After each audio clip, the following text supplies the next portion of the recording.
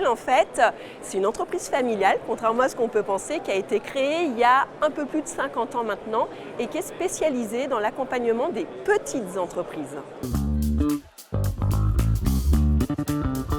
Il faut savoir que le premier métier de Fiducial, c'est l'expertise comptable, mais on s'est diversifié dans différents métiers et donc aujourd'hui on propose un accompagnement global, une offre globale de services.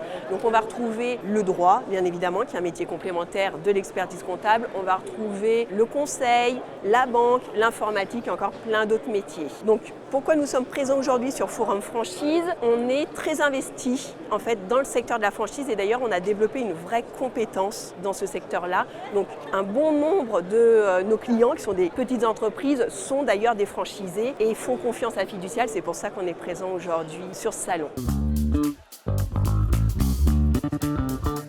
Comme je vous le disais, notre cœur de métier est l'expertise comptable et nous accompagnons les petites entreprises. Donc déjà le premier avantage, c'est qu'on a un maillage territorial conséquent. Donc on a à peu près 830 agences, soit une tous les 30 km, ce qui nous permet déjà de connaître le tissu économique local du porteur de projet.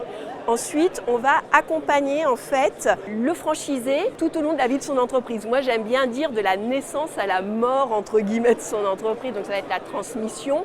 Donc de la naissance, ça va être quand on va monter son prévisionnel, qu'on va choisir son statut juridique et du coup indirectement le statut social du dirigeant. Est-ce qu'il est travailleur non salarié? Est-ce qu'il est assimilé salarié? Dans la vie de l'entreprise, ça va être dans la gestion du quotidien en fait de son entreprise, mais également dans les moments clés qui peuvent être positifs ou négatifs. Malheureusement, ça peut arriver. Quand investir, quand recruter, mise en place de tableaux de bord et ainsi de suite. Et dans la sortie, on va dire, de l'entreprise, donc ça va être au niveau de la valorisation, de l'optimisation fiscale de son entreprise.